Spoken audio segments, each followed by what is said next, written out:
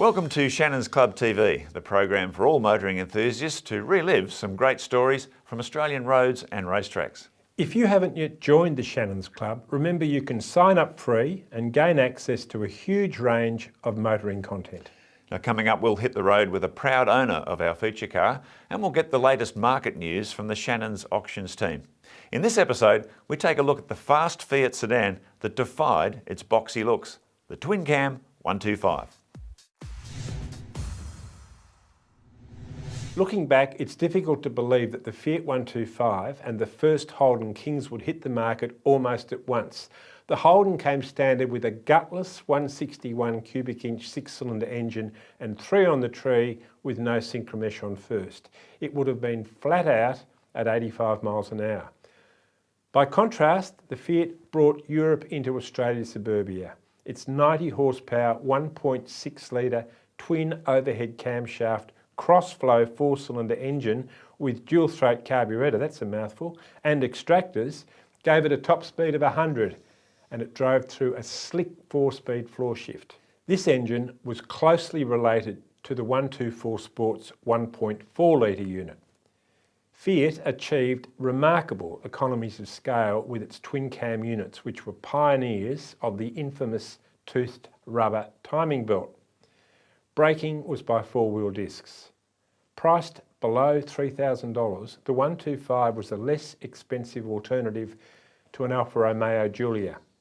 Perhaps its closest rival was the very different Renault 16 TS, priced similarly and slightly slower, but with hatchback versatility and a magic carpet ride. The 125 was dearer, more luxurious and quicker than the wonderful Datsun 1600, but the comparison was interesting. And Mark, so it proved at Bathurst, even though the two cars were in different classes. Yeah, well, the Fiat was certainly faster than the Datsun in 1969 when it put in its strongest performance in that race, which I'll get to a bit later on. You know, it's funny, you would think a car like a Datsun 1600 and a Fiat 125 would have been competing in the same class. But, you know, back in those days at Bathurst, the classes were structured on retail prices as opposed to engine capacity. So these sort of anomalies were quite common. I mean, think about 1968 when you had the Fiat 124 Sport Coupe, because of its inflated, fully imported price, competing against V8 Monaros and Falcons. I mean, it was ridiculous. Weird, Phil, really. Yeah, it was. The weakest aspect of this suave Italian was its leaf-sprung rear end.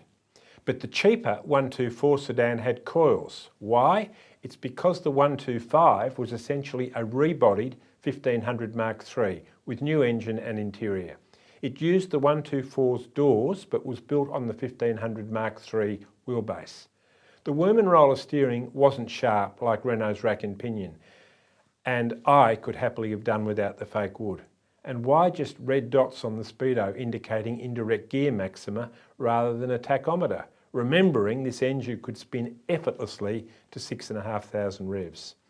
In May 1970, Fiat added the 125S for Speciale.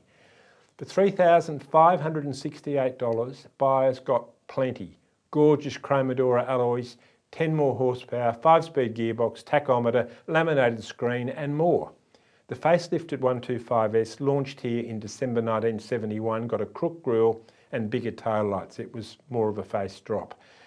Rust has accounted for most 125s, but what a joyous machine, especially the Speciale. Mark, the 125 did look boxy, but what great potential it had as a circuit racer. Yeah, it sure did. And that point was never better proven than its sparkling performance at Bathurst in 1969.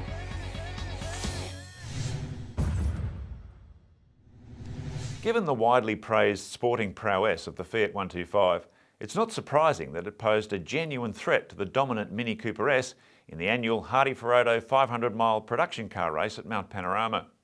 Since its Bathurst debut in 1965, the Cooper S had seen off all challenges to claim a string of victories in Class C, including an outright win in 1966. However, the arrival of the Fiat 125 in 1968 gave the BMC boys something to think about. The Italian car, with its spacious 4-door sedan comfort, was larger than the Mini. It was also about 300 kilograms heavier, with a slightly smaller fuel tank capacity. However, those disadvantages were offset by the Fiat's larger and more powerful twin overhead cam 1.6 litre engine, superb four-wheel disc brakes and genuine 160k top speed. John, the Cooper S was tailor-made for its price-based class at Bathurst, but I reckon the Fiat 125 would have been a great car to drive around that amazing circuit, wouldn't it? Well, frankly, it was a great car to drive anywhere. Mark. But I'm just thinking about what those brakes would have been like compared with most of the opposition. I know, four-wheel disc brakes in the 60s. Was pretty unusual, especially in that price class. Yeah. And the handling wasn't too shabby either. Fantastic. Rough roads could have the leaf-sprung rear end jumping around, but I don't think there were too many bumps at Panorama. And you had a Fiat 125 yourself, so... I did, I loved it, It's one of those cars that's stuck in your head as one of the best to drive. Indeed. Yeah. Yes. Yeah, it was a great driver's car. Yep. Although the new 125 failed to make a dent in the Cooper S armour at Bathurst on its debut in 1968, the following year saw the Italian car's most spirited attack on its British opponent, thanks to a well-prepared entry shared by young guns Bob Forbes and Peter Finlay. The Forbes Finlay car, which was fitted with semi-slick Firestone racing tyres, was the quickest of the 3 Fiat 125s in qualifying and faster than all but 3 of the 8 Cooper S entries, which showed that the gap between the Italian and British cars had closed dramatically. In an intense race that lasted more than 6.5 hours, the Forbes Finlay 125 was involved in a fierce fight for the lead with the fastest Cooper S. Although the Italian car had to settle for a hard-fought second place at the checkered flag, the 125 came oh so close to finally knocking the mighty Mini off its Class C pedestal. It will always be remembered as one of Fiat's finest moments on the mountain. Other great episodes of Shannons Club TV are available to view anytime on the club website.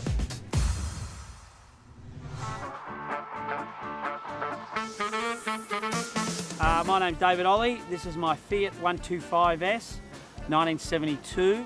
The S designates it as a sports model, means it's got four-wheel disc brakes, which is just fantastic. 5-speed gearbox on the 125S, 4-speed, and of course it's a floor shift. Also had dual throat carburettor, the double overhead cam engine. And it's just a wonderful car. It drives really neat, really the gearbox is tight, and I just love it. I first came across a Fiat 125S in about 1987. Someone owed me some money and they couldn't give me the money, so they gave me a 125S. I actually gave the car back to the people who had handed it to me in the first place, and the longer I got separated from it, the more I waxed lyrically about how good that car was. As you can see, it's got some a little bit of signage on it promoting its Italian heritage, because it was a very popular car in the Italian cycling scene in the 70s. Fiat sponsored a lot of cycling events, including the Tour de France, the Giro d'Italia. So I've done it up like a Bianchi team car from 1971, 72, as there would have been a few of them in Italy at the time. And it's a fine example of a Fiat 125, as good as you'll ever get here in Australia in particular. I've been insured with Shannons for probably 12 years, and having a historic car with them is really, really good and easily manageable. It's just a perfect company to deal with. I haven't had a problem with them in all that time.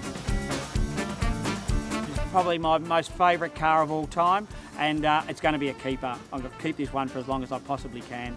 It's just, apart from the fact that it's perfect to have some advertising material on, one day it might end up with nothing, and I'll just keep it forever because it's just a lovely, low mileage, beautiful Italian car.